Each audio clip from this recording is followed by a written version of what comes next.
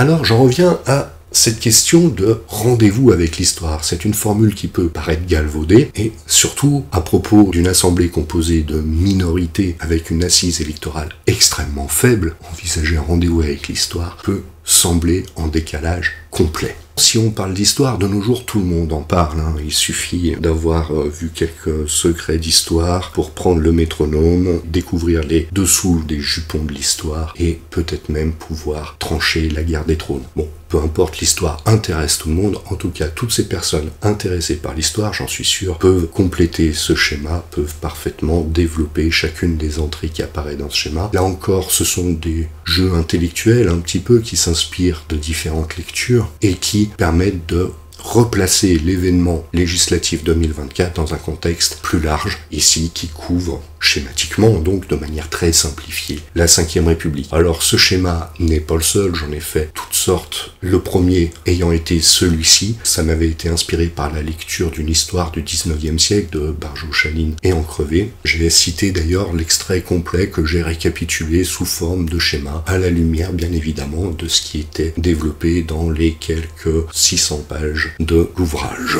Ça c'était le premier, j'en ai fait forcément la suite qui apparaît là. J'ai parfois hésité entre différentes versions, mais passons sur ce détail. Ensuite, à la lecture d'une histoire du Moyen-Âge, j'ai trouvé que les problématiques de formation de l'État correspondaient assez bien à cette schématisation autour de quelques nœuds structurants qui ouvrent à différentes entrées. Voici une vision très réductrice, je le conçois, de la formation de l'État en France, pour passer du suzerain au souverain pendant la période médiévale, avec quelques petites hésitations ici, mais assez peu finalement. D'ailleurs, les deux versions sont identiques, presque. Passons. Je l'ai prolongé, ce modèle médiéval, sur la période moderne et surtout sur le XVIIIe siècle qui joue un rôle fondamental dans notre histoire. Si j'insiste un petit peu sur cette mise en perspective historique, c'est d'abord parce que je parle de rendez-vous avec l'histoire, donc il est bien de recontextualiser. Là d'ailleurs, j'ai proposé, avec une chronologie plus fine, une vision de l'histoire de la Ve République qui montre que, arrivé à la période macroniste, nous avons une troisième génération d'énarques, par exemple. Il est beaucoup question de refondation administrative et en matière de citoyenneté, désormais, on parle beaucoup de la citoyenneté par les réseaux sociaux, le fait de liker ou pas quelque chose, une information, et j'évoque également l'illusion participative, parce que pour moi, démocratie participative est un pléonasme. En définitive, alors, s'il y a crise de régime, si cette vision historique permet de justifier une crise de régime, quelle est-elle et comment la surmonter, quelle piste suivre? En fait, la vraie question qui se pose dans cette France fragmentée, c'est de savoir si nous sommes bel et bien tous dans la même galère en dernière instance. Et ça, c'était, je crois, le mandat historique d'Emmanuel Macron. Ce qui l'a porté au pouvoir, ça a été les fragilités du système. 5 ans auparavant, personne ne le connaissait, c'est bien parce que beaucoup de structures fondamentales de la Ve République s'étaient étiolées, s'étaient fracturées. Quand on parle de crise de régime, il faut avoir présent à l'esprit les fondements du régime. De 62-88, les présidents de la République élus étaient bien élus. Ils bénéficiaient de plébiscites assez forts sur des modèles variables. C'est ce que j'ai étudié ailleurs, je ne reviens pas là-dessus. Entre le sommet de l'État, le pouvoir et la population, les relais dans la société civile étaient assez puissants. Cela passait d'une part par des idéologies assez bien structurées, par des intellectuels remarquables, et aussi par des corps intermédiaires qui étaient encore puissants, syndicats, églises. Je passe là-dessus. Et surtout, il ne faut jamais perdre de vue, quand on étudie un régime politique, ses bases sociales. Lorsqu'on lit un ouvrage d'histoire antique à propos de Rome, la Grèce ou on ne sait quoi, aux premières lectures, on est toujours surpris de voir toute une approche socio-économique de la cité pour comprendre le modèle institutionnel qui se greffe dessus. Un auteur, Richard Adam, qui s'est penché sur l'étude de la citoyenneté durant la République romaine, montre assez clairement que les transformations territoriales et sociologiques de Rome ont imposé un changement de régime. Pour revenir à la notion de crise de régime, il faut également prendre en compte les facteurs de mutation. Ce régime originel a changé sous la pression des événements et plus généralement de l'histoire. Déjà, le pouvoir est de moins en moins plébiscité, sauf pour la parenthèse électorale sarkozyste, anti-sarkozyste de 2007-2012. Pour ce qui est des relais dans la population française, depuis déjà les années 60-70, nous assistons à la seconde révolution française, telle que définie par Henri Mandras, qui a permis l'essor de l'individualisme sur la base des classes moyennes, et cela a engendré la fragilisation de tous les corps intermédiaires, et peut-être même aussi de toutes les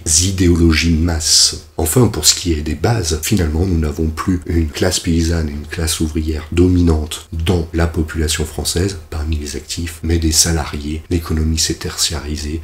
Quand j'observe l'évolution sociale de la France de ces années-là, ça me rappelle un petit peu les débats des médiévistes autour de la crise de l'an 1000, une période où les paysans libres disparaissent presque tous. Au Moyen-Âge, être libre, ce n'était pas avoir des droits écrits sur un papier, c'était être propriétaire de son outil de production. Et tous ces petits paysans libres sont devenus ensuite des serfs de seigneurs qui avaient des pouvoirs aussi bien sur la terre que sur les personnes. Est-ce que finalement, le salariat n'est pas une forme de servage, de perte de liberté, de cette liberté fondamentale d'être propriétaire de son outil de production?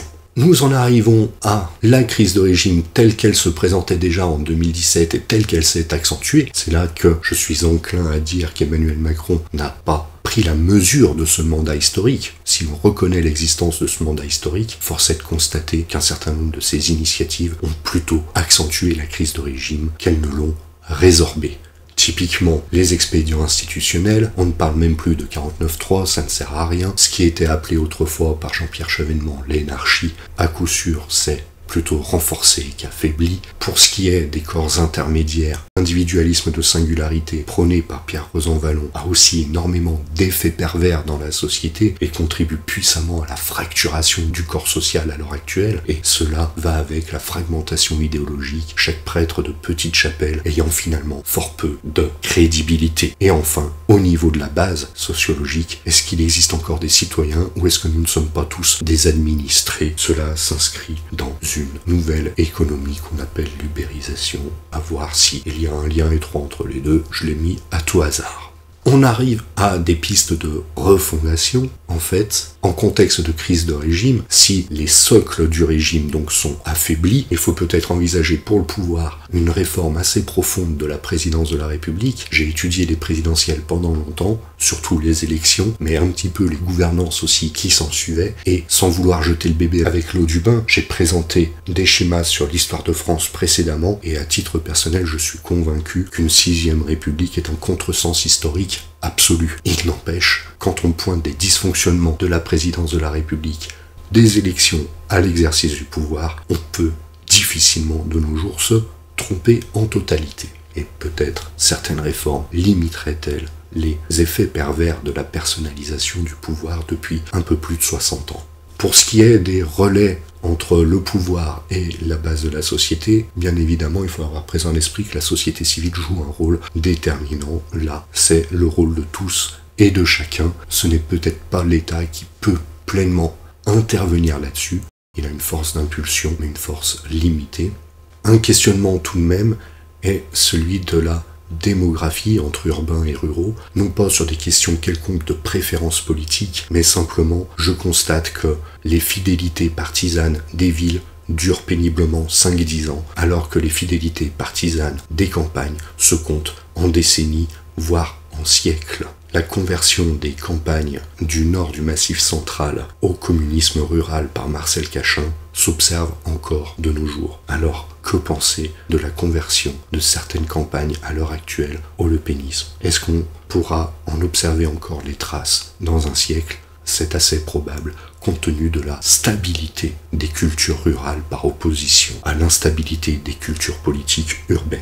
Une démocratie fondée sur les villes est peut-être une démocratie fondée sur du sable. Enfin, autre point qui m'intéresse de manière assez importante dans mes travaux, c'est la citoyenneté. Citoyenneté qui était définie par la loi Jourdan-Delbrel. Donc quelque part nous en avions une définition juridique jusqu'en 1996. Tout Français soldat et se doit à la défense de la patrie. Mais après, ça devient quoi? Nous avons su casser un système qui ne marchait plus. En revanche, collectivement, gauche, droite, tous confondus, nous n'avons pas su fonder une citoyenneté du XXIe siècle qui soit crédible. Et aujourd'hui, le débat sur l'arc républicain montre que jusqu'au sommet de l'État, la question de la pleine et entière citoyenneté se pose et que les citoyens de tous bords se la dénient mutuellement, soit pour des raisons idéologiques, soit pour des raisons plus juridiques.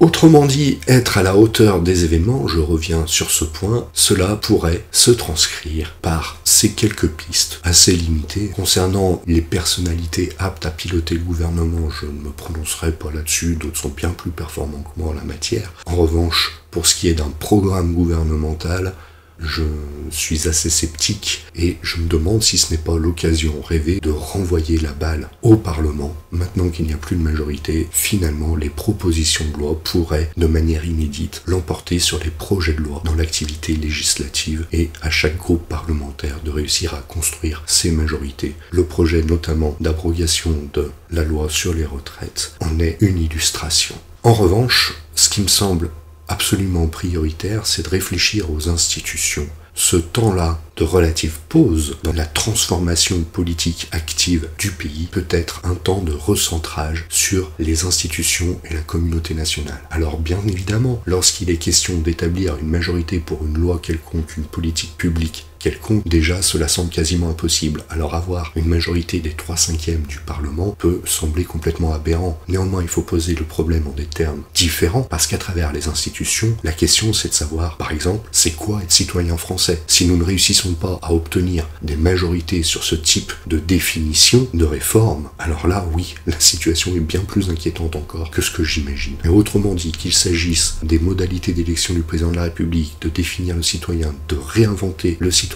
du XXIe siècle, là nous pouvons espérer que ce qui nous rassemble l'emporte sur ce qui nous divise. Au terme de cette série de vidéos, j'adresse un dernier remerciement à tous ces commentateurs de la vie politique qui ont inspiré et nourri ma réflexion.